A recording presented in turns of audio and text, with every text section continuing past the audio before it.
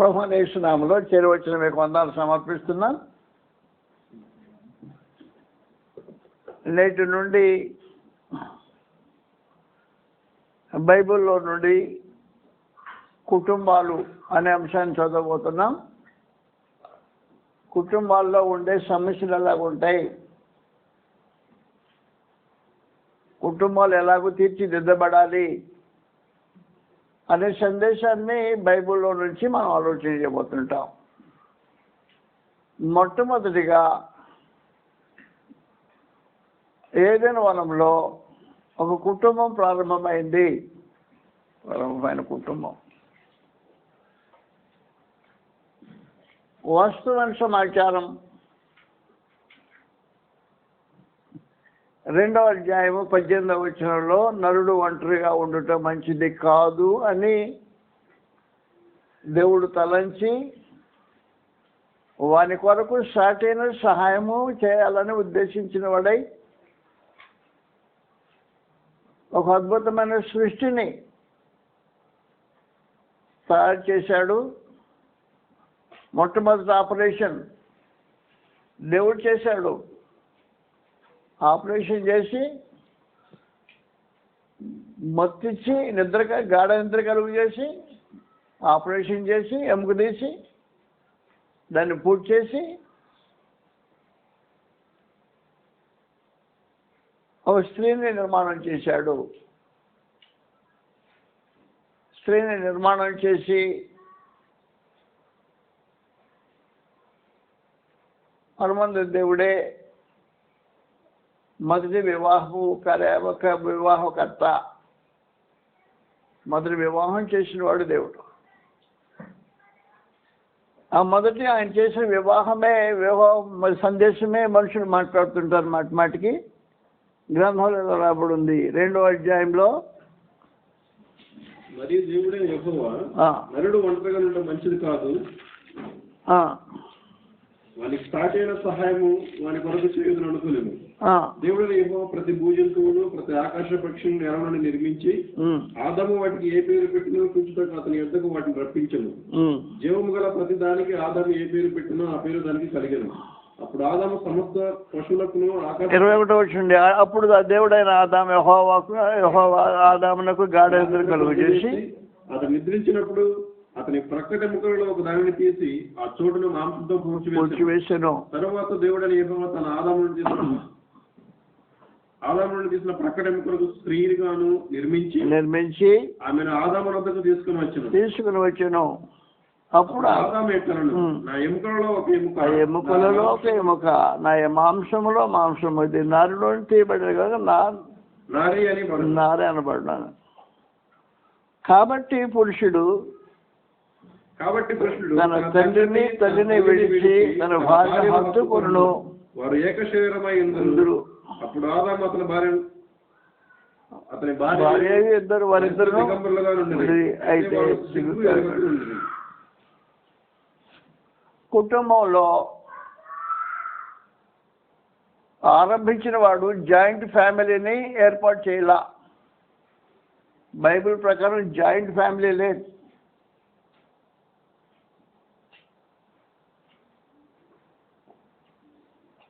ఏం చెప్పాడు అంటే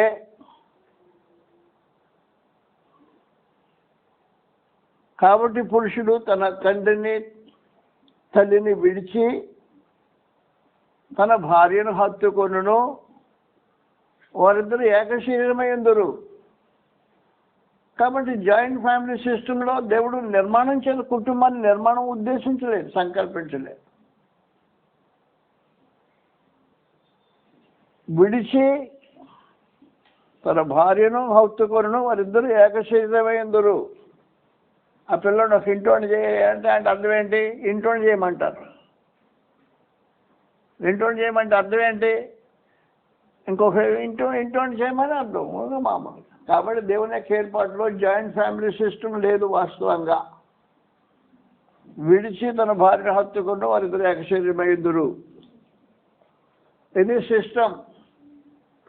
దీనిలో ప్రత్యేకించి పురుషుడు ఇంటి యజమాని పురుషుడు పోషకుడు, పురుషుడు సంరక్షకుడు, పురుషుడు నాయకుడు. ఏలిక. దేవుడు ఇలాంటి ఏర్పాట్లు చేశాడు. ప్రత్యేకించి పురుష నాయకత్వాన్ని సంకల్పించాడు కుటుంబానికి.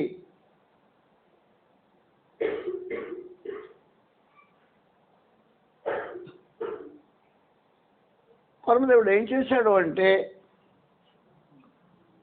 ఏదైనా తోటలో ఉండవలసిన వాతావరణాల గురించి మాట్లాడాడు. వాతావరణం గురించి మాట్లాడినప్పుడు ఏం చేశాడు అంటే, ఆదాం దగ్గరకు వచ్చి హవ్వ నిర్మాణం చేయబడక మునిపే అవ్వలేదు.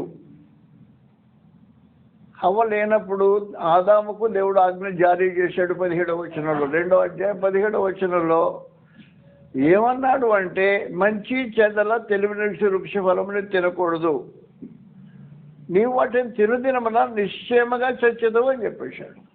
హవ్వతనికి చెప్పలే ఈ సమాచారం, ఆదాముకు మాత్రమే చెప్పిన ఈ సమాచారము హవ్వకు కూడా వర్తిస్తుంది అనేది న్యాయం జరిగే కుటుంబ జీవిత వ్యవస్థలో ఉండే పరిస్థితి. కాబట్టి 3వ అధ్యాయంలో మొదటి వచనంలో ఏం జరిగిందంటే, అపవాది ప్రవేశించాడు లోనికి. ప్రవేశించి నేరుగా స్త్రీ దగ్గరకు వచ్చాడు. దానికి ముందు పురుషుని దగ్గర ప్రయత్నం చేశాడు, అయిపోయాడు, కుదరలా. నాకెలా తెలుసు అంటారా? 1 తిమోతి 2వ అధ్యాయంలో ఈ సమాచారం రాబడింది. 13వ వచనం నుండి, 1 తిమోతి 2వ అధ్యాయము 13వ వచనం నుండి జరిగిన కార్యక్రమం తెలియబడుతుంది. మొదట ఆదామును తర్వాత హవ్వయు నిర్మింపబడి కారా, మరియు ఆదాము మోసపరచబడేది అంటే అర్థం ఏంటి? అది సమాచారం. ఆదాము మోసపరచబడలేదు, కానీ అంటే మోసపరచడానికి చూశాడు అన్నమాట. మోసం చేసేది అపవాది కార్యక్రమం. 2 కొరింథీ 11వ అధ్యాయం 2-3 వచనాలు రాబడి. 2 కొరింథీ 11వ అధ్యాయం 2-3 వచనాలు రాబడి చదువుతాం. దేవాసక్తితో మీద ఆసక్తి కలిగి ఉన్నాను, ఎందుకనగా పవిత్రులైన కన్యకనుగా ఒక్కనే పురుషునికి మిమ్మల్ని ప్రధానము చేస్తుంది కానీ సర్పము తన కుయుక్తి చేత హవ్వను మోసపరిచినట్లు. కుయుక్తి చేత హవ్వను మోసపరిచాడు, ఆదాము మోసపరచబడలేదు. ఆదాము మోసపరచబడలేదు కానీ హవ్వ మోసపరచబడి అనే కాబట్టి సమాచారం. ఆదాం దగ్గర ట్రై చేసిన కుదరలా.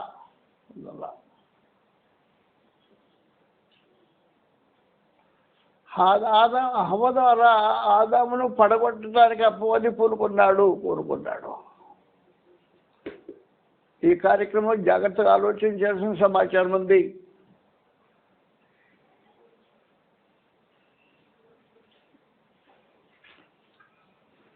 పురుషులు జ్ఞానైన సొలొమోను పడగొట్టబడ్డాడు. తన భార్యల మాట విని మన మహాబలిష్ఠుడైన సంసోను పడగొట్టబడ్డాడు భార్య ఢిల్లీలో మాట విని. అందువలన స్త్రీ ద్వారా పురుషుని పడగొట్టడం అనేది అపవాది చర్యలో ఒక భాగమై ఉంటుంది. జాగ్రత్తగా ఉండాలి.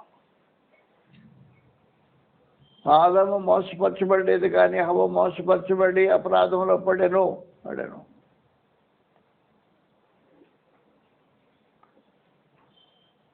మొదటి రాజులు 11వ అధ్యాయము 4-5 వచనాలు రాబడింది. మొదటి రాజులు 11వ అధ్యాయం 4-5 వచనాల్లో ఇలా రాబడి. చదువుతాం గ్రంథం తీసి. సొలొమోను వృద్ధుడైనప్పుడు అతని భార్యలు అతని హృదయమును దేవతలతో తిప్పగా. ఎవరు చెప్పారా సమాచారం? పరమదేవుడు మాట్లాడుతున్నాడు. తన భార్యలు తన హృదయాన్ని ఇతర దేవతల తట్టు తిప్పగా భ్రష్టుడైపోయాడు. జరిగిన కార్యక్రమాలు లాంటిది. అందువల్ల ఏం జరుగుతుందంటే, సర్పము తన కుయుక్తి చేత హవ్వను మోసపరిచినట్టు ఆదాం దగ్గర ట్రై చేశాడు, నెక్స్ట్ ఆదాం దగ్గర ట్రై చేశాడు. యోబు గ్రంథం 33వ అధ్యాయంలో 32, 33 వచనాలు చదువుతాం. యోబు గ్రంథం 33వ అధ్యాయం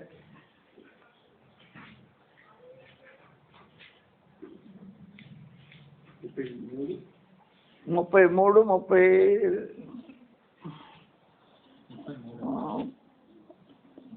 ఎలా వచ్చిన 31, 31 తప్పు చెప్పేశాను. 31, 33 ఆదాము చేసినట్లు దోషములను దాచిపెట్టుకొని మహాసమూహమునకు భయపడి కుటుంబముల తిరస్కారమునకు జడిసి విడిచిపెట్టుకున్న మాట, కుటుంబ తిరస్కారానికి జడిసి ఆదాము నేను మౌనముగా నుండి పాపం చేశాడు అంటున్నాడు. కుటుంబ తిరస్కారాన్ని జడిసి పాపం చేయడానికి జరిగింది. కాబట్టి కుటుంబ తిరస్కారం అంటే భార్య తిరస్కరించింది. ఇంకెవరున్నారు? భార్య తప్ప ఇంకెవరు లేరు. ఆదాము తిరస్కరిస్తుందేమో అనే ఉద్దేశంతో పాపం చేసి దాచిపెట్టుకోవడానికి ప్రయత్నం చేశాడు. అందువల్ల జాగ్రత్త గుర్తుపెట్టుకున్న విశేషమైన సమాచారం ఏమంటే, కుటుంబంలో స్త్రీ ద్వారా కలతలు వస్తాయి.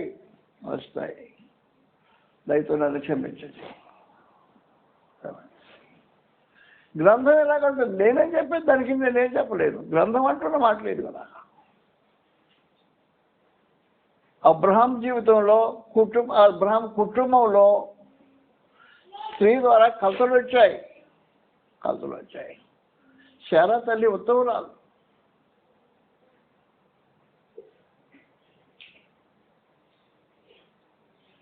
తనకున్న సమస్య ఒక్కటే సమస్య, సౌందర్యము. ఎంత సౌందర్యవంతురాలంటే ఎక్కడ పోయినా కూడా ఆమెను సౌందర్యాన్ని ప్రశంసిస్తూ ఉంటారు. రాజులు ఎదురు ప్రశంసిస్తూ ఉంటారు. రాజులకు ఆశ కనుక ఆమెను తీసుకొచ్చేస్తుంటారు. ఇలాంటి భయంకరమైన కార్యక్రమం జరిగేది. 2 సార్లు జరిగిన చరిత్రలో గ్రంథంలో రాయబడినట్టు. మొదటిది 12వ అధ్యాయంలో ఐగుప్తు రాజు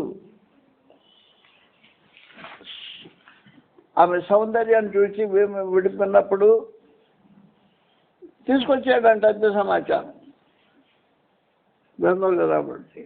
అబ్రహాం ఐగుప్తులో చేరినప్పుడు ఐగుప్తులు ఆ స్త్రీ మిక్కిలి సౌందర్యవంతియు చూసి ఫరో యొక్క అధిపతులు ఆమెను చూసి పొగిడి కనుక స్త్రీ ఫరో ఇంటికి వదిలిపెట్టేసింది. నెక్స్ట్ దేవుడు జోక్యం పెంచుకుని సమస్య పరిష్కరి జాగ్రత్త ఫరో అన్నాడు. జాగ్రత్త, ఆమె ఒకని భార్య ఏం చేయడానికి వీలుండదు అని చెప్పేసి భయంకరంగా వార్నింగ్ ఇచ్చి తీసుకొచ్చేసాడు. పరమదేవుడు బయట తీసుకొచ్చాడు. రెండవసారి గెరారు రాజు 20వ అధ్యాయంలో ఈ సమాచారం మరోసారి జరిగింది. స్త్రీ యొక్క సౌందర్యము సమస్య కాదు, వాస్తవానికి అది సమస్య కాదు. శారా తల్లి చేసే సమస్య ఏంటంటే 16వ అధ్యాయంలో తప్పు చేసింది శారా. వాస్తవానికి దాదాపు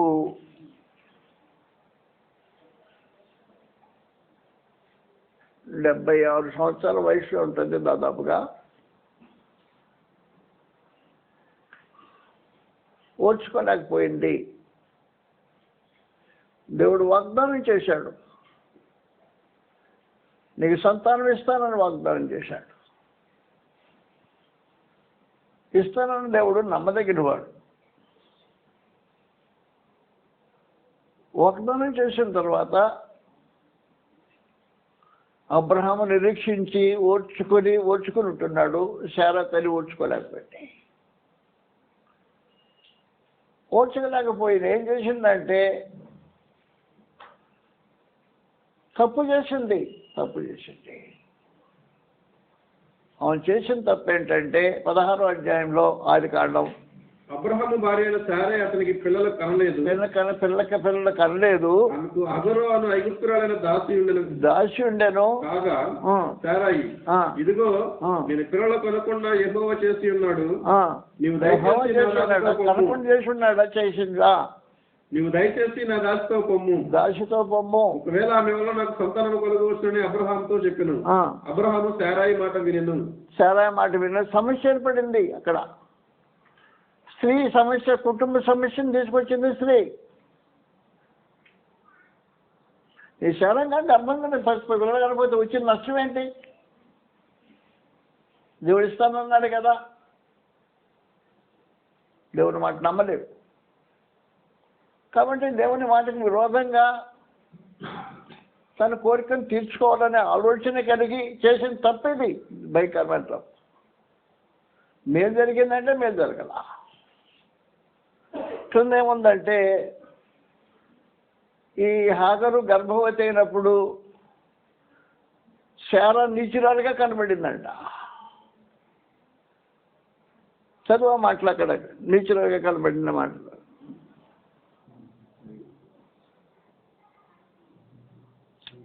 అతను అగురుతో పోయినప్పుడు అది గర్భవతి అయ్యను. తన గర్భవతి తెలుసుకున్నప్పుడు దాని యజమానురాలు దాని దృష్టికి నీచమైనది అయిపోయింది. నువ్వు చేసుకున్న పని అయితే నీకు ఇంకెవరే ఎవరు చేయాల. అది మేలు కలుగుతుంది అనుకుంటే నీకు కీడైపోయింది, నీచురాలు అయిపోయింది. శారా నీచురాలు అయిపోయింది. అప్పుడు నేను కన్నాను, నేను ఆయనకి బిడ్డను కన్నాను, నువ్వు కనలేకపోయావు అని చెప్పని నీచురాలు అయిపోయింది. నీచురాలు అయిపోయింది. ఏం జరిగిందంటే ఏమైనా బాధ పెట్టడానికి ప్రారంభించింది, పారిపోయింది. హాగరు పారిపోయింది. పారిపోతే దేవతలు దర్శనం ఇచ్చి మళ్ళీ తిరిగి వెళ్ళిపో, నీ దాసి యజమాని రానికి లోబడి ఉండు, భయభక్తులతో లోబడి ఉండు అని చెప్పని వార్నింగ్ ఇచ్చి దేవతలు తిరిగి ఇంటికి పంపించేసింది. హాగరు తిరిగి ఇంటికి వచ్చేసింది. జీవితం కొనసాగుతుంది. హగరుకు బిడ్డ కంటే కలిగాడు ఇష్మాయేల్. ఇష్మాయేల్ పెద్దోడు అవుతున్నాడు. అబ్రహాముకు 99 ఏళ్ళు వచ్చాయి. 99 ఏళ్ళు వచ్చిన తర్వాత పరమదేవుడు దర్శనం ఇచ్చాడు. నేను మీదకి వస్తాను అన్నాడు. మీదకి వస్తాను, శారా బిడ్డను కట్టది అన్నాడు. 18వ అధ్యాయంలో 3 మనుషులు అబ్రహాం దగ్గర ఇంటికి వచ్చారు. ఆతిథ్యం జరిగించాడు. ఒక సమాచారం అయిపోయిన తర్వాత వచ్చిన వాళ్ళు సమాచారం చెప్పాడు. మీదకి శారా గర్భవతి బిడ్డను కట్టది అంటే ఆమె నవ్వొచ్చింది, నవ్వేసింది. నవ్వితే పట్టుకున్నారు వాళ్ళు. మా మామూలు వాడు కాదు, వచ్చినాడు దేవదత్తుడు. పట్టుకుని ఎవరైనా శారా నన్ను నవ్వలేదన్నాడు. అయ్యా నేను నవ్వలేదు, యెహోవాకు అసాధ్యమైనది ఏదైనా ఉందా అని అడిగేశాడు. అయిపోయిన కార్యక్రమం. మనుషుడికి అదే సమయానికి శారా గర్భవతి. 90 ఏళ్ల ముసలిది గర్భవతి.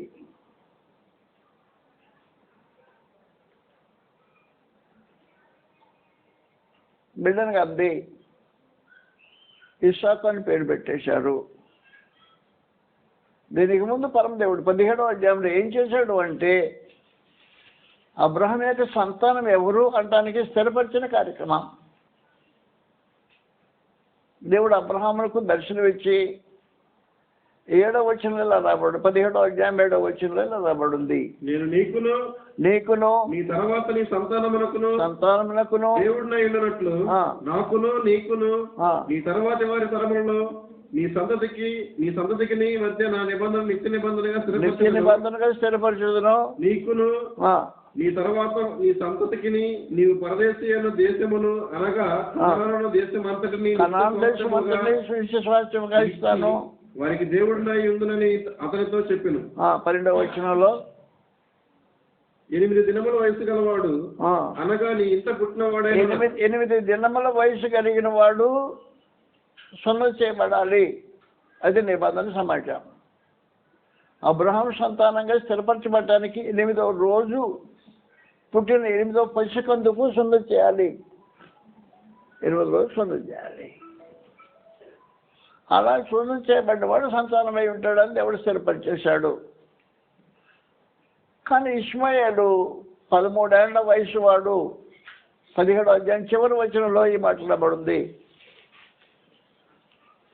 అతని కుమారుడైన ఇష్మాయేలు గోప్యాంగ చర్మము సున్నతి చేయబడినప్పుడు అతడు 13 ఏళ్ల వాడు. 13 ఏళ్ల వాడు కాబట్టి నిబంధన సంబంధమైన వ్యక్తి కాడు అన్నమాట. ఇష్మాయేలు నిబంధన సంబంధమైన వ్యక్తి కాదు. ఈ నిబంధన ఇస్సాకుకు మాత్రమే చెందే సందేశ పరిస్థితి. 22వ అధ్యాయంలో, ఆదికాండం 22వ అధ్యాయంలో ఇస్సాకు జన్మ, 21వ అధ్యాయం ఇశ్రాయేలు జన్మ వగైరా సమావేశాలు జరిగిపోయాయి. ఇష్మాయేలు ఏం జరుగుతుందంటే ఇస్సాకు పాలు విడిచాడు. పాలు విడిచిన వయసులో తండ్రి ఒక విందు చేశాడు. విందు చేశాడంటే ఎంతమంది విందు చేసి ఉంటాడు? ఎంతమంది చేసి ఉంటాడు?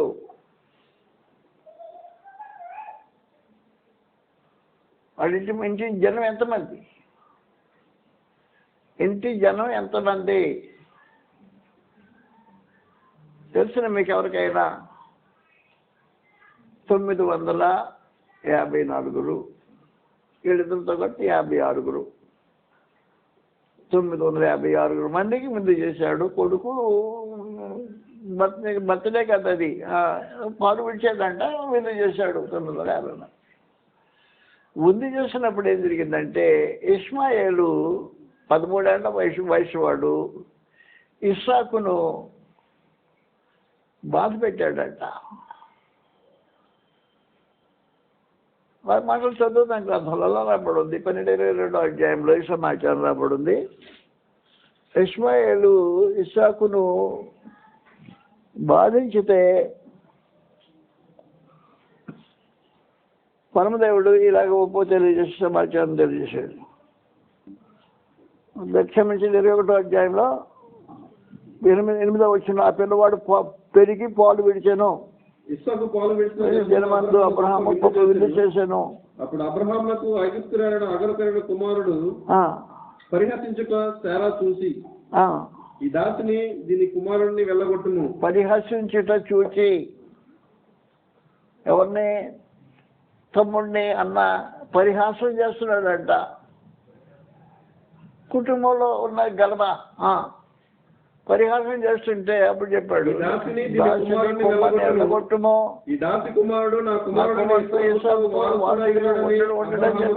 అబ్రహాంతో చెప్తే అబ్రహాం దుఃఖపడి 13 ఏళ్ల కొడుకుని తన కన్య తల్లిని వెళ్ళగొట్టేశాడు ఇంట్లో నుండి. కాబట్టి దైవజన్య కుటుంబంలో ఒడిదుడుకులు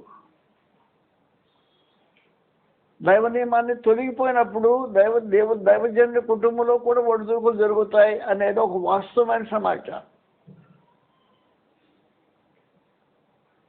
ఆ ఒడిదుడుకులకు కారణము వాళ్ళే శారా తల్లి అన్నిటికీ కారణం. ఈ ఒడిదుడుకులు సర్దిపడిపోయిన తర్వాత ఇప్పుడు వచ్చిన హాగరు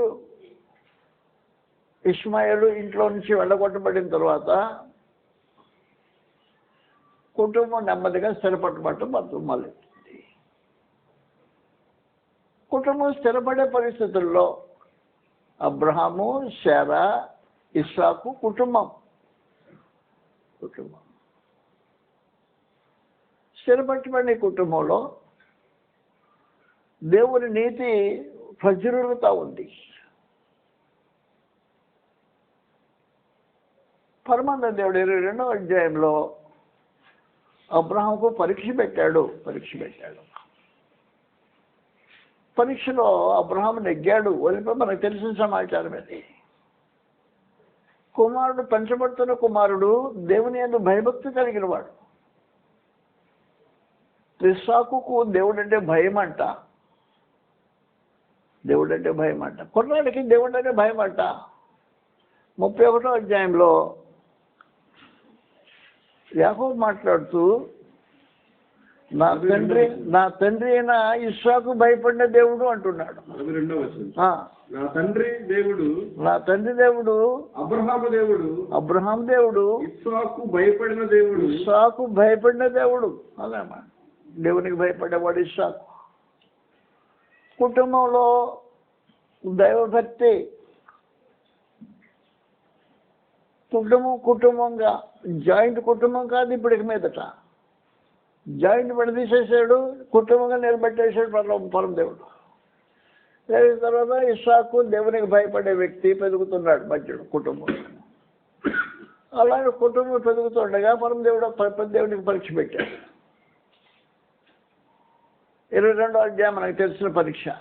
నీకు ఒకడైన కుమారుడు ఇస్సాకును మోరియా కొండ మీద బలిచాయి, దహన బలి చేయమన్నాడు. 3 దినాలు ప్రయాణం చేయాలి అక్కడికి వెళ్ళి. కొడుకుని పెట్టుకుని తీసుకెళ్ళిపోవాలా.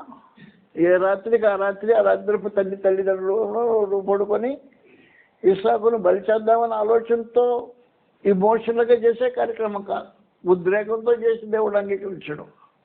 నువ్వు ఆలోచించుకొని చేసేదానికే దేవుడు ప్రాధాన్యత ఇస్తాడే తప్ప ఉద్రేకంతో ఏం మాట్లాడినా ఏం చేసినా అంగీకరించు. ఉద్రేకపూర్వకమైన కార్యాలు దేవుడు కోరుకునేవాడు కాదు. కాబట్టి ఆలోచన చేసుకొని కుమార్ని నా చేతులతో నరికి చంపేసి కాల్చేసి ఒక్కడే కోరుకోడు. ఆ పరీక్ష పెడితే పరమదేవుడు పరీక్షలు పాస్ అయ్యాడంట. గ్రంథం ఎలాగంటుంది 22వ అధ్యాయంలో 12వ వచనం చదువుతాం. 22వ అధ్యాయం 12వ వచనం. అప్పుడు ఆయన చిన్నవాడి మీద చెయ్యి వేయకుమో, అతనిని ఏమీ చేయకుమో, నీకు ఒక్కడైనా నీ కుమారుని నాకు వెలితీయలేదు కనుక, నీకు ఒకడైన కుమారుని నాకు వెలితీయలేదు కనుక, నీవు దేవునికి భయపడువాడవని ఇందువల్ల నాకు కనబడుతుంది. దేవునికి భయపడేవాడు తండ్రి, దేవునికి భయపడేవాడు కుమారుడు, అద్భుతమైన కుమారుడు. కుటుంబం కాలక్రమంలో శారా తల్లి ముందుగా కాలం చేస్తుంది. ఇస్సాకు అబ్రహాములు మాత్రమే మిగిలి ఉంటారు. ఇస్సాకు అబ్రహాములు మిగిలిన తర్వాత కుర్రాడు 40 సంవత్సరాల వయసు వచ్చింది. తన గురించి ఆలోచన చేసుకునేవాడు కాదు.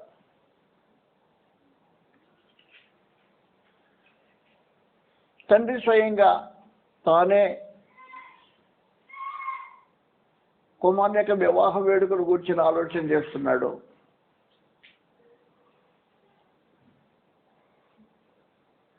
ఏం చేస్తున్నాడు అంటే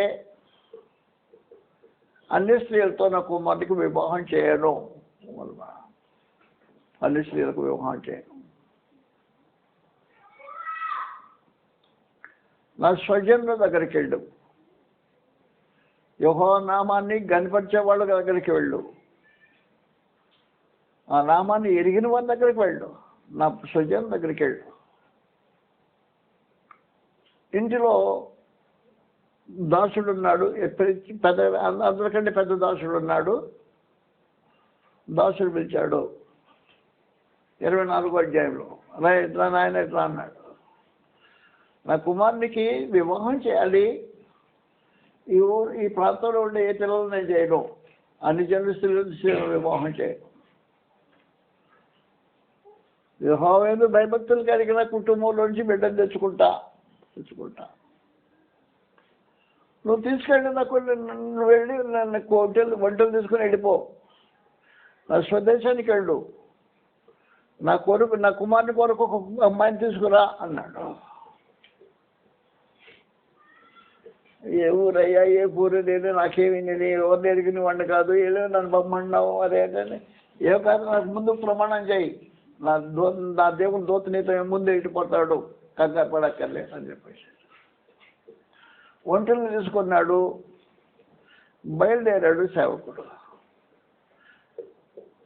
అబ్రహాముకు ఉండైన విశేషమైన కుటుంబ యొక్క విశేషమైన సమాచారం ఏమంటే గ్రంథం ఎలా ఉంటుంది?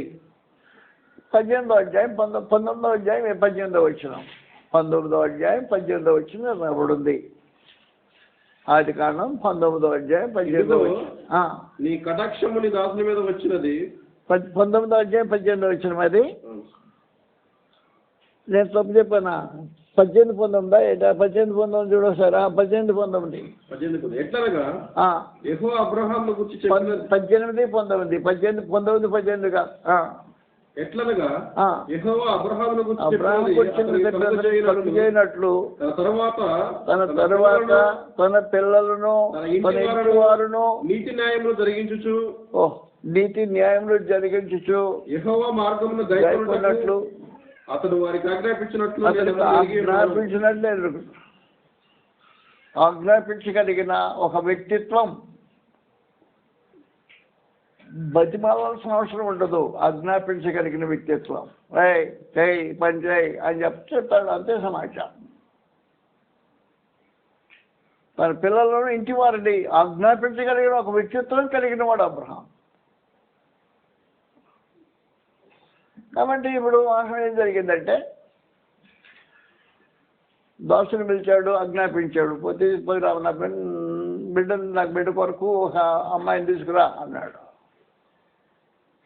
అయ్యా ఈ కుర్రోడు చూడకపోతే అమ్మాయి రాదేమో, ఏం చేయమంటావు అంటే, నా కొడుకు నాకు తీసుకెళ్ళకూడదు, దాని దూతను పంపిస్తాడు దేవుడు, నీకు ముందుకు వెళ్ళిపో అన్నాడు. వెళ్ళాడు.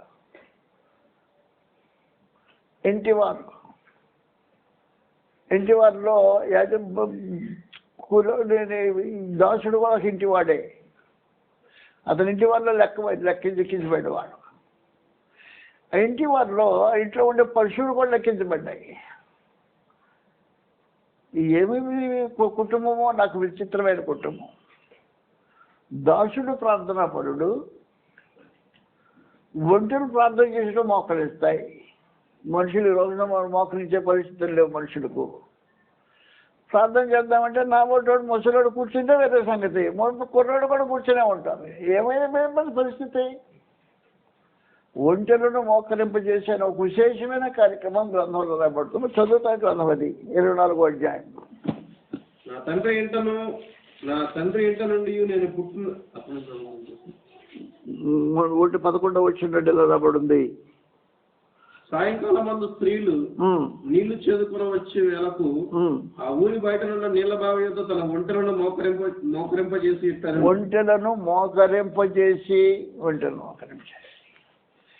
మనుషులు మోకరించరు ఈ రోజు దేవుడి సముఖంలో. ఏం కుటుంబం అది? నాకు కుటుంబం. ఆ కుటుంబంలో ఒంటెలు మోకరిస్తాయి. అందులో దాసుడు తీసుకెళ్తున్నాడు, ఒంటెలు తీసుకెళ్తున్నాడు. ఏం చేయాలో దోషం తెలియదు. ఊరిండాడు, బావి దగ్గర నిలబడ్డాడు, ప్రార్థన చేస్తున్నాడు. అయ్యా, నా యజమానుడు పంపించిన పని ఏమవుతుందో నాకు తెలియలా. నేను నీకే పరీక్ష పెడుతున్నా. ఎవరికి? దేవుడిని పరీక్ష పెడుతున్నా. అమ్మాయిలు బావి నీళ్ళు తీసుకోవడానికి వస్తారు. వచ్చినప్పుడు అమ్మ నేను కసి నీళ్ళు పోయమని నన్ను అడిగితే, నీవు తాగు, నీ ఒంట్లో కూడా పెడతాను ఏ అమ్మాయి అంటుందో ఆ అమ్మాయి మా యజమానికి భార్య అయి ఉంటుంది, కుమారునికి భార్య అయి ఉంటుంది అని చెప్పని పరీక్ష పెట్టి మాకు ప్రార్థన చేస్తాడు. మొదలెట్టేశాడు. ప్రార్థన చేసేటప్పుడు అమ్మాయి వచ్చింది. ఒక అమ్మాయి వచ్చిన తర్వాత అమ్మ కలిసి నీళ్ళు పోయేవా అన్నాడంట. ఆ పోసిన ఆయనకి పోసి నీళ్ళు పోసింది. నీ ఒంటికే నేను ఒంట్లు కూడా పోస్తానని చెప్పేసి త్వరగా ఒంట్లు నీళ్ళు ఒంట్లు నీళ్ళు తాగటం అంటే మామూలు సమాచారం. ఒంటరి నిండుగా నీళ్ళు పోసేసిన ఆయన. నా దేవుడు నా పనిని సఫలం చేసిన మాట వాస్తవే, కానీ అయిందో కాదో, ఇది బంధువో కాదో నాకేం తెలుసు అని అడిగారు. అమ్మ నువ్వు ఎవరు కుమార్తెవు అని అడిగితే చెప్పేసిన. మీ ఇంటికాడ మాకేమైనా ఉందా అంటే, నీ పశువుల గడ్డి ఉంది, నీ నివాసానికి స్థలం ఉంది, వచ్చేసే మా ఇంటికన్నా. ఎవరమ్మా అంటే బెతియేలు కుమార్తె. కాబట్టి బంధువు దగ్గరికి ఇంటికి వెళ్ళిపోయాడు. ఇంటికి వెళ్ళిపోయిన తర్వాత కూర్చున్నాడు. దేవుడు నా పనిని సఫలం చేసాడో లేదో అని ఆలోచన చేస్తూ ప్రారంభించాడు. ఎవరు బంధుత్వం కుదిరిపోయింది. భోజనం చేయమంటే నేను భోజనం చేయనండి, నేను వచ్చిన పని అయిపోయిన దాకా నేను భోజనం మీ దగ్గర ఇంటికాడ భోజనం చేయను అని చెప్పేశాడు. గ్రంథం చదివితే 24వ అధ్యాయం ఇలా రాబడి ప్రత్యేకించి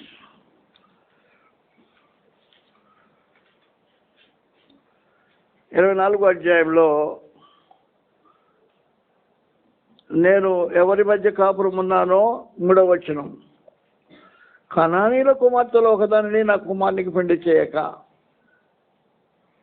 నా స్వదేశమందు నా బంధుజనుల యొద్దకు వెళ్ళి ఇస్సాకును నా కుమారునికి భార్యను తెచ్చినట్లు ఆకాశం యొక్క దేవుడును భూమి యొక్క దేవుడును అనే యెహోవా తోడని నా నీ చేత ప్రమాణం చేయించుదని చెప్పారు. ఆ దాసుడు, ఈ దేశంలో నా వెంట వచ్చేటకు ఒకవేళ ఆ స్త్రీ ఇష్టపడని ఎడల నీవు బయలుదేరి వచ్చిన ఆ దేశంలోకి నేను నీ కుమార్ని తీసుకొని పోవాలనా అని అడుగుగా అబ్రహాము, అక్కడికి నా కుమార్ని తీసుకొని పోకూడదు సుమే. నా తండ్రి నుండి నేను పుట్టిన దేశం నుండి నేను నన్ను తెచ్చి నాతో మాట్లాడి నీ సంతానములకు ఈ దేశం ఇచ్చేదని ప్రమాణం చేసిన నాతో చెప్పిన పరలోక దేవుడు యెహోవా తన దూత నీకు ముందుగా పంపను. అక్కడ నుండి నీవు నా కుమారునికి భార్యను తీసుకొని వచ్చేదావు. అయితే నీ వెంట వచ్చేటకు ఆ స్త్రీ ఇష్టపడని ఎడల ఆ ప్రమాణం నుండి నీవు విడుదల పొందవని నీవు నా కుమారుని అక్కడికి తీసుకుని పోకూడదని అతనితో చెప్పాను. 10వ వచనంలో, అతడు తన యజమాని ఒంటిలో 10 ఒంటిలను తన యజమాని ఆస్తిలో శ్రేష్టమైన నానావిధ మరుసం తీసుకుని పోయాడు. అతడు లేచి నహాను పట్టణం చేరి సాయంకాలం అంతా నీళ్లు చేతుకొని వెడకు ఆ ఊరి బయటకు బావి వద్దకు ఒంటిలో మోకరింపజేసి ఇట్లన్నాడు, నా యజమానుడు అబ్రహాము దేవుడికి యెహోవా నేను వచ్చిన కార్యము త్వరలో సఫలం చేసి నా యజమానుడు అబ్రహాము మీద అనుగ్రహం చూపము, చిత్తగించము. నేను ఈ నీళ్ళు ఓటు నిలుచున్నాను.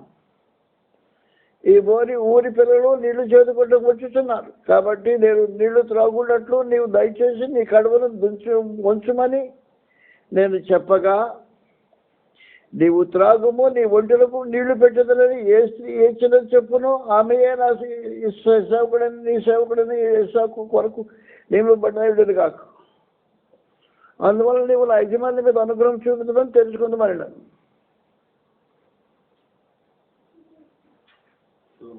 అప్పుడు వచ్చేసి నాకు అమ్మాయి వచ్చిందంట. 16వ వచనంలో, ఆ చిన్నది బిక్కిలి చక్కనిది, ఆమె కన్యక, ఏ పురుషుడు ఆమెను కూడలేదు. ఆమె బావి వద్దకు దిగిపోయి కడవలు నీళ్లతో నింపుకొని ఎక్కి రాగా ఆ సేవకుడు ఆమెను ఎదుర్కొంటూ పరిగెత్తుకి నీ కడవలో నీళ్లు కొంచెము దయచేసి నన్ను త్రాగనిమ్మని అడిగాను. అందుకు ఆమె అయ్యా త్రాగుమని చెప్పి త్వరగా తన కడవను చేతి మీద దించుకొని అతనికి దాహం ఇచ్చును. అయ్యా అతనికి దాహం ఇచ్చిన తర్వాత నీ ఒంటిని త్రాగమట్టుకు వాటికి నీ త్రాగుతని చెప్పి తర్వాత త్వరగా గాడిలో తన కడవను కుమ్మరించి చేరుటకు ఆ బావికి పరిగెత్తుకొని పోయి అతని ఒంటెలన్నిటికీ నీళ్ళు చేరిపోతున్నాను. ఆమె తేలి చూసి తన ప్రయాణమును యెహోవా సఫలము చేసెను లేదా తెలుసుకుని వాళ్ళది కోరకుండెను. ఒంటెను త్రాగుటైన తర్వాత ఆ మనుషుడు అరతులం ఎత్తుగా బంగారపు ముగ్గు కమ్మిని ఆమె చేతులకు 10 తులములు ఎత్తుగా 2 బంగారపు కడమలను తీసి ఎవరి కుమార్తెవు దయచేసి నాతో చెప్పుము, నీ తండ్రి ఇంట మేము ఈ రాత్రి బస చేయుటకు స్థలం ఉన్నదా అని అడిగాను. అందుకామె, నేను నాహోరుకు మిల్కా కనిన కుమారుడకు బతుయేలు కుమార్తెలను, మరియు ఆమె మేత చాలా గడ్డియు మేతయు రాత్రి బస చేయుటకు స్థలమును ఉన్నవనగా మనుషుడు తన తల వంచి యెహోవాకు మొక్కి, అబ్రహామును నా యజమాని దేవుడైన యెహోవా స్తుతింపబడును గాక, ఆయన నా యజమానికి తన కృపను తన సత్యమును చూపటం మానలేదు. నేను త్రోవలో ఉండగానే యెహోవా నా యజమాని బంధువుల ఇంటికి నన్ను నడిపించినాడు. అక్షనది పరిగెత్తుకుని పోయి ఈ మాటలు తన తల్లి ఇంటి వారికి తెలిపెను. 33వ వచనంలో అతనికి భోజనము పెట్టించను గాని అతడు నేను వచ్చిన పని చెప్పక మునుపు భోజనము చేయనగా లాభాను చెప్పుమనను. అంతటా అతడు ఇట్లను, నేను అబ్రహాము దాసులను యెహోవా నా యజమానుని బహుగా ఆశీర్వదించిన గనుక అతను గొప్పవాడాయను. అతనికి గొర్రెలను గొడ్లను వెండి బంగారములను దాసి జనములు ఒంటెలను గాడిదలను దయచేసును. నా యజమాని భార్య అయిన శారా వృద్ధాప్యంలో నా యజమానునికి కుమారుని కలెను. నా యజమానుడు తన కలిగిన యావత్తు అతనికి ఇచ్చి ఉన్నాడు. మరియు నా యజమానుడు నాతో, నేను ఎవరి దేశమందు నివసించుచున్నానో ఆ కానానీయుల పిల్లలలో ఒక పిల్లను నా కుమారునికి పెళ్లి చేయవద్దు. అయితే నా తండ్రి ఇంటికి నా వంశస్థుల యొద్దకు వెళ్ళి నా కుమారునికి పెళ్లి చేయుటకు ఒక పిల్లను తీసుకుని రావాలని నా చేత ప్రమాణము చేయించును. అప్పుడు నేను నా యజమానులతో, ఆ స్త్రీ నా వెంట రాదేమో అని చెప్పినందున అతడు ఎవరి సన్నిధిలో నేను జీవించుచున్నానో ఆ యెహోవా నీతో కూడా తన దూతను పంపి నీ ప్రయాణము సఫలము చేయును గనుక నీవు నా వంశస్థులలో నా తండ్రి ఇంట నుండి నా కుమారునికి భార్యను తీసుకుని వచ్చేదవు. నీవు నా వంశస్థుల యొద్దకు వెళితివా ఈ ప్రమాణము విషయంలో ఇక నీకు బాధ్యత ఉండదు. వారు ఆమెను ఇయ్యని ఎడల కూడా ఈ ప్రమాణం విషయంలో నీకు బాధ్యత ఉండదని చెప్పాను. నేడు ఆ బావి యొద్దకు వచ్చి అబ్రహామును నా యజమానుని దేవుడైన యెహోవా నా ప్రయాణమును నీవు సఫలం చేసిన ఎడల నేను ఈ నీళ్ల బావి యొద్ద నిలిచి ఉండగా నీళ్లు చేదుకుంటకు వచ్చిన చిన్నదానితో నీవు దయచేసిన నీ కడలో నీళ్లు కొంచెం నన్ను త్రాగనివ్వమని చెప్పినప్పుడు, నీవు త్రాగుము, నీ ఒంటెలకును చేదిపోయేదని ఎవతి చెప్పులో ఆమెయే నా యజమాని కుమారునికి యెహోవా నియమించిన పిల్లయే ఉండును గాకని మనవి చేసుకుంటుని. నేను నా హృదయంలో అట్లా అనుకున్నట్టు చాలింపక ముందే రెబ్కా భుజం మీద తన కడవను పెట్టుకుని వచ్చి ఆ బావిలోనికి దిగిపోయి నీళ్లు చేదుకొని వచ్చెను. అప్పుడు నాకు దాహమీయమని నేను ఆమెను అడగగా ఆమె త్వరగా తన కడవను దించి త్రాగుము, నీ ఒంటెలకును నీళ్లు పెట్టుదని చెప్పెను గనుక నేను త్రాగి తిని ఆమె ఒంటెలకును నీళ్లు పెట్టును. అప్పుడు నేను నీవెవరి కుమార్తెను అడిగినందున ఆమె మిల్కా నాహోరులకు కలిగిన కుమారులకు బెతుయేలు కుమార్తెలను చెప్పినప్పుడు నేను ఆమెను ముక్కుకు కమ్మియు ఆమె చేతులకు కడియలను పెట్టి నా తల వంచి యెహోవాకు మొక్కి, అబ్రహామును నా యజమాని దేవుడైన యెహోవా స్తోత్రము చేసి ఏలయనగా వదిలిపెట్టేశాను. కుటుంబం ఒడిదుడుకులు అయిపోయిన తర్వాత కుటుంబంగా కట్టుబడుతున్న ప్రత్యేకమైన సమయంలో జాయింట్ ఫ్యామిలీ సిస్టమ్ వదిలిపోయింది. కుటుంబం భార్య భర్త బిడ్డ ఏకంగా జీవించే దినాల్లో పరమానంద దేవుడు చేసిన ఆశ్చర్యమైన కార్యములవి. ఇస్సాకుకు 40 సంవత్సరాల వయసు, ఇంకా అక్కడ ఏమే చిల్లర పనులు చేసిన వాడు కాదు. పైగా 40 ఏళ్ల వయసులో అతడు దేవుని సముఖానికి వెళ్ళి ధ్యానం చేసే పరిస్థితిలో మిగిలి ఉన్నాడు. గుర్తుపెట్టుకోండి, ఆ మాటలు రాయబడి ఉంది అక్కడ. ధ్యానం చేయటం అనేది దేవుని సముఖంలో సంబంధించిన కార్యక్రమం. 64వ వచనంలో రాయబడి ఉంది. 63వ వచనం, సాయంకాలమున ఇస్సాకు పొలంలో ధ్యానం చేయటం, దేవుని సముఖంలో ధ్యానం చేయటం. 40 ఏళ్ల వయసు కొన్నాడు, ఒంటరిగా వెళ్ళిపోయి దేవునికి ధ్యానం చేసే కార్యక్రమం. నీకు ఇంకేం అవసరం లేదా లోకంలో? ఏం అవసరం లేదు. నా దేవుడు నాకు.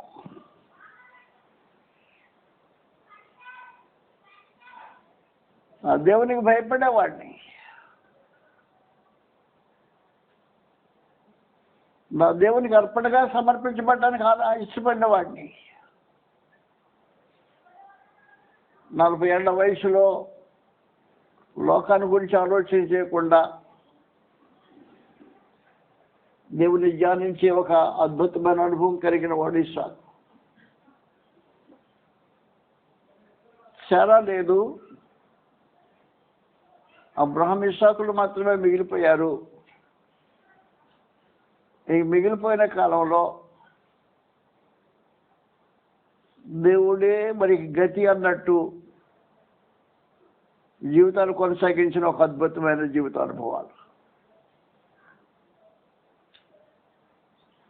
భార్య కొరకు తండ్రి ఏర్పాటు చేస్తున్నాడు. లోకస్తులతో పాటు సంబంధం ఉండకూడదు.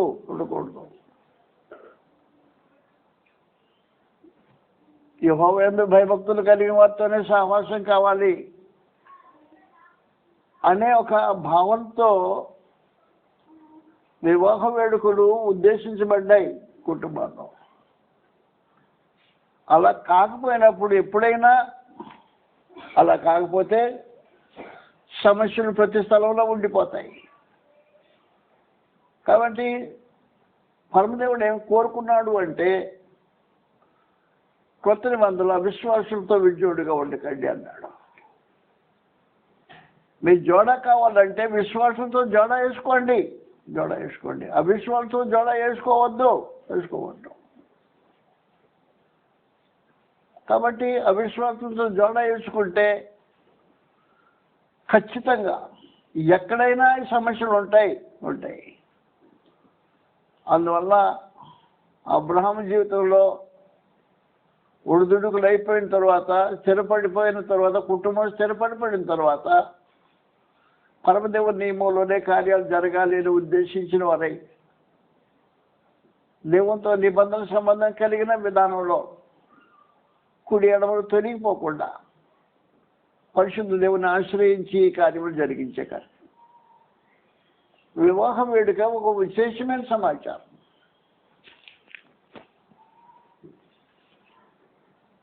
అబ్రహాము జరిగించింది విశ్వాస సంబంధమైన ఏర్పాటు. లోకస్తులతో మీరు సంబంధం పెట్టుకోం. కనాన్ దేశంలోకి వచ్చి నివాసం చేస్తున్నాడు. లోకస్తులతో మీరు సంబంధం పెట్టుకోం. సంబంధాలు పెట్టుకుంటే దేవుని యందు విశ్వాసం కలిగిన వారితో సంబంధం పెట్టుకుంటాం అనే భావన కలిగి ఆ ఉద్దేశంతో కార్యాలు జరిగించిన ఒక విశేషమైన సమాచారం కుటుంబాలకు సంబంధించిన అవసరం. ఏనాడైనా ఇది వాస్తవమైన సమాచారం.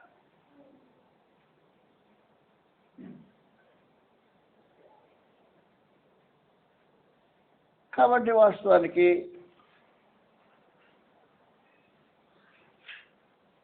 దాసును పంపించాడు. దాసుడు యెహోవా యందు భయభక్తులు కలిగిన వాడు. దాసుడు ప్రార్థన పడుట. ఆ ఇంట్లో ఉండే ఒంటెలు ప్రార్థన చేయాలంటే మోకరిస్తాయి. ఏమిలో నాకు అర్థం కల వాస్తవానికి అద్భుతమైన దేవుని చిత్తం నెరవేర్చబడాలి. జరిగిన తప్పులేమో అయిపోయినాయి. ఇక మీద జరగకూడదు అనే భావన కలిగి స్థిరపడి కార్యక్రమం జరిగించిన విశేషమైన జీవిత అనుభవం అబ్రహాము కుటుంబానికి సంబంధించింది.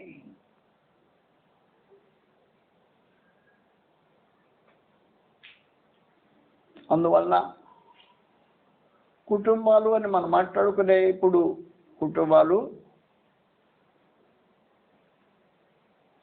లేఖనానుసారంగా కట్టుబడ్డ కుటుంబాలు అయి ఉంటే దేవుడు కోరుకునే విధానమై ఉంటుంది. అందులో ప్రత్యేకించి కొత్త నిబంధనలో నాయకత్వం అనేది కుటుంబంలో నుంచి పుట్టుకురావాలి. ఆకాశం నుంచి ఊడిపడదు. తండ్రి, తల్లి, భార్యాభర్తలు బిడ్డల్ని క్రమంలో పెంచుకోవాలి అనేది దేవుని యొక్క ఆలోచన. వివాహాలు క్రీస్తులో చేయబడాలి అనేది దేవుని యొక్క సంకల్పం యొక్క భాగమైంది. లోకస్తులతో సంబంధం పెట్టుకునేది దేవుని యొక్క ఏర్పాటు కాదు, మార్చు కాదు. ఆ తర్వాత మేము మార్చుకోవచ్చులే అనేది మనుషులు చేసే దురాలోచన. తర్వాత మార్చుకునేది కానీ జరిగేది కాదు. సొలొమోను ఏమాత్రం మార్చుకోగలిగాడు? ఏమాత్రం మార్చుకోరు. సొలొమోను లాంటి జ్ఞాని లేడు భూమి మీద అసలు. మహాజ్ఞాని, జ్ఞాని సొలొమోనుకు సాటి జ్ఞాని భూమి మీద ఇంకెవడు లేడు, ఇంతవరకు లేడు. అలాంటి జ్ఞానం కలిగిన సొలొమోనే మార్చుకోలేకపోతే తానే మారిపోయిన పరిస్థితి కనుక తర్వాత మనుషులు మార్చుకోవచ్చు అనే భావంతో దిగొద్దు.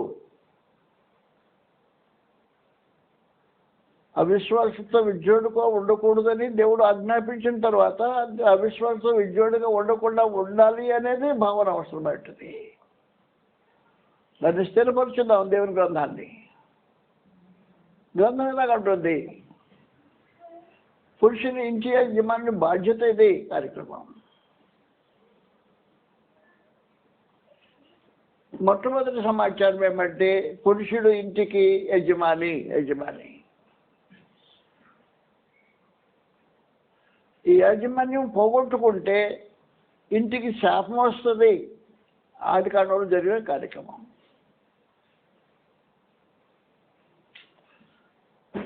ఆదాము నడిపిస్తున్నాడు, క్షేమంగా ఉంది. అమ్మ లీడింగ్ తీసుకుంది, శాపం వచ్చేసింది. లీడింగ్ ఎవరు లీడింగ్ ఇంట్లో?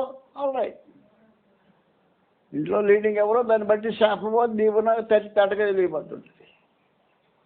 అవసరం లేదు, ఒక గంట సేపు ఇంట్లో పోయి కూర్చున్నాం అనుకో, ఇంటికంట్లో యజమాని ఎవరో మనకు తేటగా తెలిసిపోతుంది. కారణం అది పరిస్థితి. యజమాని ఎవరో తేటగా తెలిసిపోతుంది ఇంట్లో కూర్చుంటే గంట సేపు. అందువల్ల మీరు జాగ్రత్త గుర్తుపెట్టుకోవాల్సిన అవసరం ఉంది. ఇంటి యాజమాన్యం పురుషునికే చెందిందై ఉండాలి. శాపం కాకుండా ఉండాలంటే మొదటి సమాచారం. రెండవది,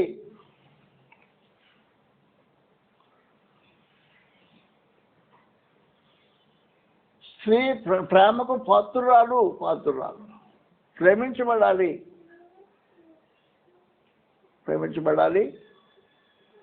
విధేయురాలుగా ఉండటం అనేది దేవుడి సంకల్పంలో భాగమైంది. ఇంటి దీవించబడాలంటే, కుటుంబం దీవించబడాలంటే అమ్మాయి విధేయురాలై ఉండాలి. 3 పిల్లలని పెంచే కార్యక్రమం తండ్రికి బాధ్యత. అది తండ్రి బాధ్యత. ఈ బాధ్యతను విస్మరించితే పరిస్థితులు తారుమారైపోతాయి. ఎఫెసీ పత్రిక 6వ అధ్యాయంలో మొదటి వచనము పరమ తండ్రి మాట్లాడుతున్న ఈ సమాచారం. ఎఫెసీ 6వ అధ్యాయంలో మొదటి వచనం రాబడింది. పిల్లలారా ప్రభునందు మీ తల్లిదండ్రులకు విధేయులై ఉండండి. పిల్లలారా తల్లిదండ్రులకు విధేయులై ఉండండి. ఇది ధర్మమే. నీకు మేలు కలుగునట్లు నీ తండ్రిని సన్మానించుము. అప్పుడు నీవు భూమి మీద దీర్ఘాయుష్మంతుడవుదువు. ఇది వాగ్దానంతో కూడిన ఆజ్ఞలలో మొదటిది. తండ్రులారా నీ పిల్లలకు కోపము రేపక. తల్లికి చెప్పట్లేదు సమాచారం. తండ్రులారా మీ పిల్లలకు కోపము రేపక ప్రభు యొక్క శిక్షలోను పెంచుడి. ఈ కార్యక్రమం 2 కార్యక్రమాలు జరగాల్సిన తండ్రుల యొక్క బాధ్యత. కుటుంబం, తండ్రులారా దీన్ని విస్మరించొద్దు. ప్రభు యొక్క శిక్షలో బోధలో వారిని పెంచండి. పెంచేది తండ్రి యొక్క బాధ్యత. అన్నం పెట్టేది ఒక తల్లిదండ్రులని నీ స్నానం చేయించేది తల్లి బాధ్యత ఉంటుంది. కనుక ప్రభు యొక్క శిక్షలో బోధలో పెంచే బాధ్యత తండ్రిది. అటులారా ప్రత్యేకించి. కాబట్టి బాధ్యతను వహించకపోతే నష్టం వస్తుంది.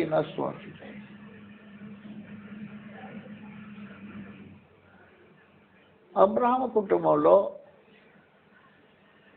ఒడిదుడుకులు చీరిపోయిన తర్వాత వారు కుటుంబంగా స్థిరపడినప్పటి నాటి నుండి దేవుని భయభక్తులు వారి ఇంటిని ఏర్పాటు చేస్తున్నారు. మాకు విశేషమైన కార్యక్రమం. తండ్రి దేవునికి భయపడేవాడు, కుమారుడు దేవునికి భయపడేవాడు.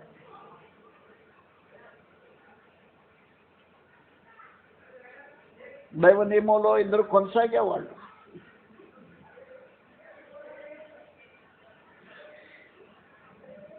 వయసు వచ్చిన తర్వాత కూడా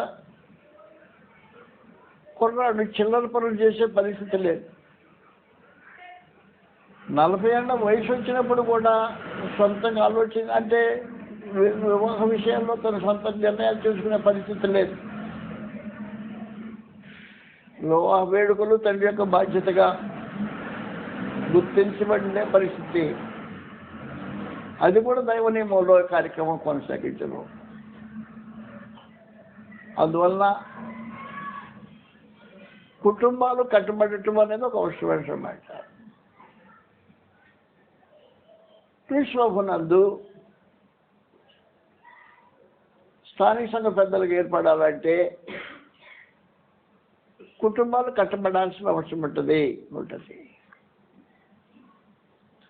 మొదటి పేతురు పత్రికలో 5వ అధ్యాయం మొదటి నుండి రాబడి ఉంది. మొదటి పేతురు 5వ అధ్యాయం మొదటి వచ్చిన నుండి రాబడి ఉంది. తోటి పెద్దను క్రీస్తు శ్రమల గురించిన సాక్షిని బయలుపరచబడదు మహిమలో నేను మీలోని పెద్దలను హెచ్చరించుతున్నాను. మీలో పెద్దలు ఉన్నారు, వారిని హెచ్చరిస్తున్నా. ఎవరు ఈ పెద్దలు? ఎవరు పెద్దలు అంటే మొదటి తిమోతి 3వ అధ్యాయంలో మొదటి నుండి. మొదటి తిమోతి 3వ అధ్యాయం మొదటి నుండి వీళ్ళు అధ్యక్ష పదవిని ఆశించేలా వాడు దొడ్డ పని అపేక్షించడం మాట నమ్మదగింది. అధ్యక్షుడు వాడు నిందారహితుడును ఏకపత్ని పురుషుడును అనుభవుడును గలవాడును మర్యాదస్తుడును అతిథి ప్రియుడును బోధింపదగిన వాడునై ఉండి, ఒకటి కాదు 2, 3, 4 కాదు, వరుసనే చెప్తున్నాడు. బోధింపదగిన వాడునై ఉండి మద్యపానీయు కొట్టువాడును కాక సాత్వికుడును జగడమాడని వాడును ధనాపేక్ష లేని వాడునై సంపూర్ణ మాన్యత కలిగి తన పిల్లలను స్వాధీనపరచుకొనుచు తన ఇంటి వారిని బాగుగా ఏలువాడనై ఉండవలెను. ఇంటి వారిని బాగుగా ఏలువాడై ఉండాలి. ఎవడైనా తన ఇంటి వారిని ఎలానెనక ఇంటిని బాగుగా ఇంటిని ఏలుబడి చేయటం. ఇంటిని ఏలుబడి చేయటం అనేది పురుషుని యొక్క బాధ్యత. బాగుగా వెళ్ళటం అనేది ఒక అవసరమైన సమాచారం. డిక్టటోరియల్ సిస్టమ్ కాదు, డిక్టేటర్గా ఆజ్ఞాపించే పరిస్థితి కాదు. బాగుగా ఏలుబడి చేసే ఒక ఏలిక, పురుషుడు, ఇంటి యజమాని అలా ఉండాల్సిన అవసరం ఉంటుంది.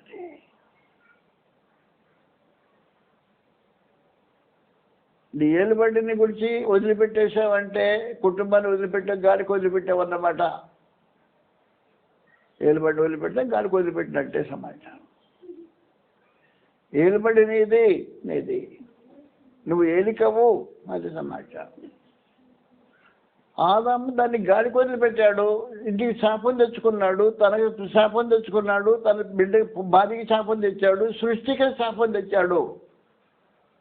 ఏలుబడిని వదిలిపెట్టేసిన వాడు చేసే కార్యక్రమం అది.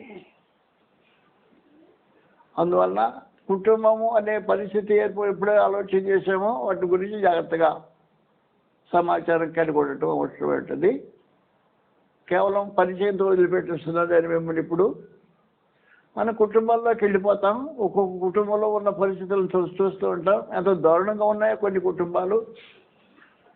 అలాంటి కుటుంబాలు కాకుండా దీవించబడిన అనుభవంలో కుటుంబాలు కట్టబట్టడం అనేది ఒక అవసరమైన సమాచారం కనుక నేడు క్రీస్తునందు పాత నిబంధనలో ఉండే వృద్ధుడుకు లేని పరిస్థితి కావాలి క్రీస్తులో. అబ్రహాం లాంటి వాడు నేడు క్రీస్తు సంఘంలో పెద్దగా చెల్లడు. ఎందుకు చెల్లడంటే ఏకపత్ని పురుషుడు కాదు తాను. ఏకపత్ని పురుషుడు కాదు. ఏకపత్ని పురుషుడు అనగానే అబ్రహాం లేడు అన్నవాడు దాంట్లో. అబ్రహాం లాంటి మహానీయుడే నేడు క్రీస్తు సంఘంలో పెద్దగా చెల్లడు అంటే క్రీస్తు సంఘంలో ఉండే స్టాండర్డ్ ప్రామాణికం ఎంత ఎత్తైందో నేను చెప్పడానికి వీలుండదు. చాలా ఎత్తైన ప్రామాణికం కలిగిన కుటుంబ జీవితం దేవుడు కోరుకుంటున్నాడు. జాగ్రత్తగా ఆలోచించేద్దాం. వదిలిపెట్టేసిన ప్రస్తుతానికి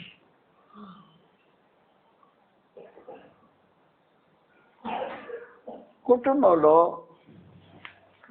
యజమాని నీతి న్యాయం అనుసరించి నడిచేవాడు, యెహోవా మార్గాన్ని గైకొనేవాడు, తన పిల్లలు తన ఇంటి వారు కూడా అదే మార్గంలో నడిచేవాడు. అలా నడవకపోతే ఆజ్ఞాపించగలిగిన శక్తి కలిగిన వాడు అబ్రహాము.